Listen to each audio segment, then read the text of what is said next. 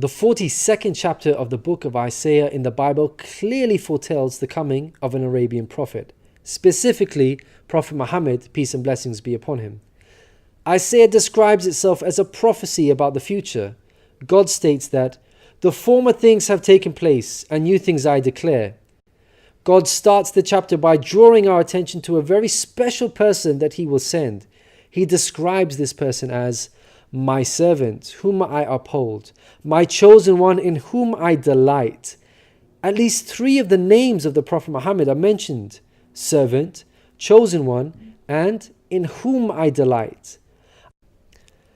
Isaiah is originally written in Hebrew. Arabic and Hebrew share a lot of common words because they are both Semitic languages. Isaiah uses the Hebrew word ebed for servant. The Arabic word for servant is abd. Prophet Muhammad is known as God's servant. In Arabic, Abdullah. Chosen one is Mustafa in Arabic. This is another of the names of the Prophet Muhammad.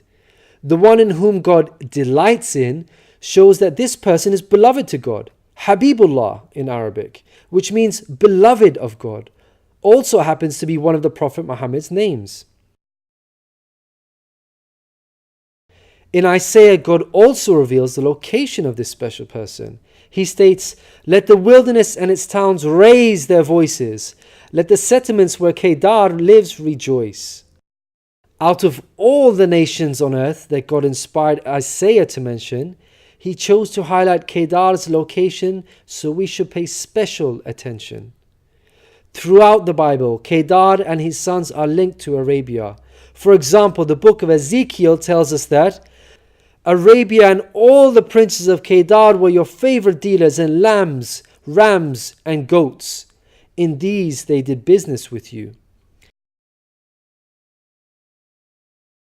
In Isaiah, God goes on to narrow the location down further to a specific city within Arabia. He states that the people of Selah should sing for joy. Let them shout from the mountaintops. The place Selah pinpoints the exact location in Arabia. The place being spoken of is the city of Madinah in Saudi Arabia, because Selah is the name of a famous mountain in Madinah. Medina was the city of the Prophet Muhammad. An important point worth mentioning is that historically we know there was a presence of various Jewish tribes in Medina before the advent of the Prophet Muhammad. Both Jewish historians and Islamic history records this fact. The question then arises, why were there numerous Jewish tribes within Medina? The answer is that the learned Jews were aware of this prophecy in Isaiah and were anxiously awaiting the coming of a new prophet. Islamic history records the fact that whenever a dispute arose between the Jews and the Arabs in Medina, the Jews used to taunt their pagan Arab neighbors by saying, "When our prophet arrives, we shall obliterate you." The Qur'an also affirms this. God says, "Is it not a sign to them that the learned men of the children of Israel knew it as true?"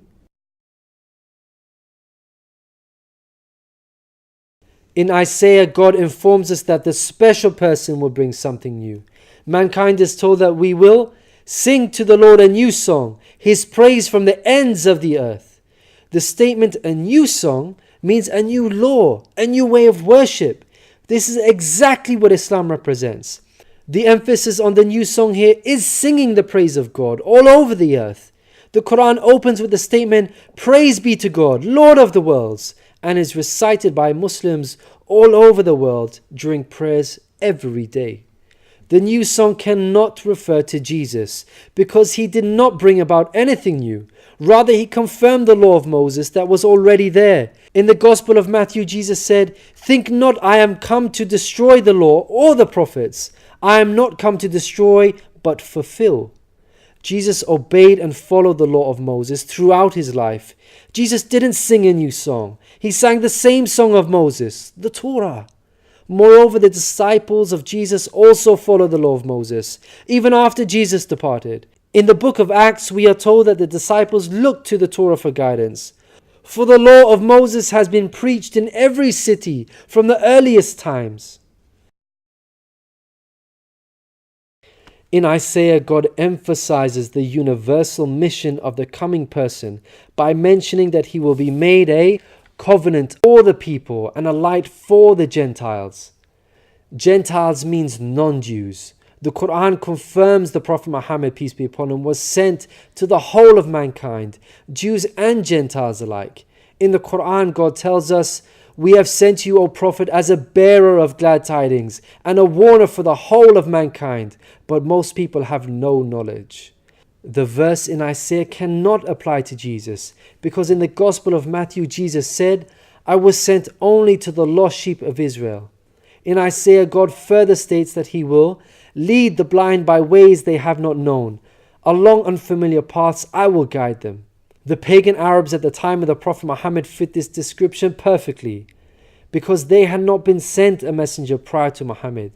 The Qur'an bears witness to this. God states that Muhammad was sent to warn a people to whom no warner has come before. The verse in Isaiah cannot apply to Jesus, because his people, the Israelites, had already received a multitude of prophets from God.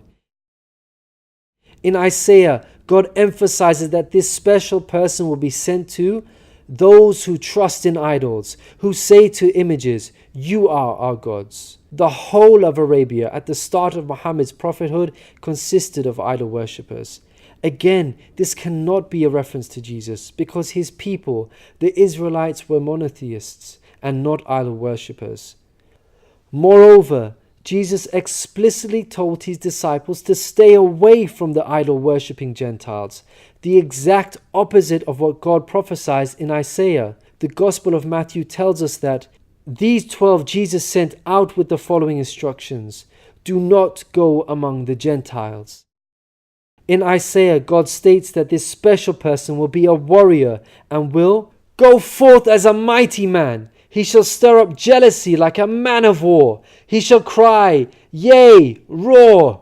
He shall prevail against his enemies. Throughout history, God has dealt sternly with those who are sent guidance and persist in disbelief.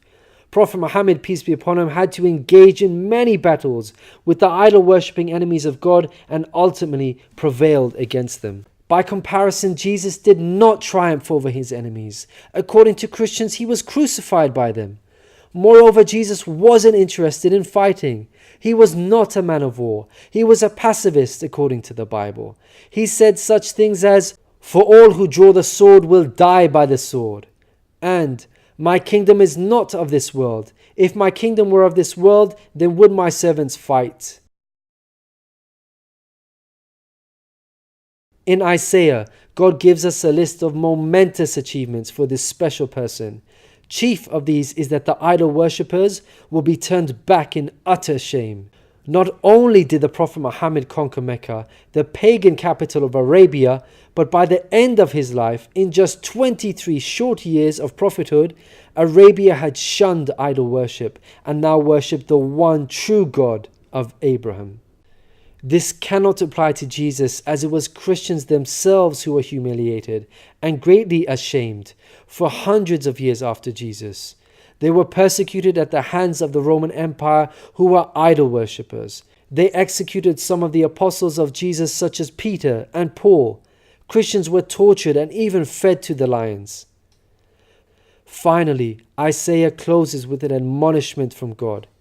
"Hear, you deaf. Look, you blind, and see. You have seen many things, but you pay no attention. Your ears are open, but you do not listen. Which of you will listen to this or pay close attention in time to come?" It seems clear that the deaf and blind God is talking about in this verse are those who reject Prophet Muhammad, peace be upon him.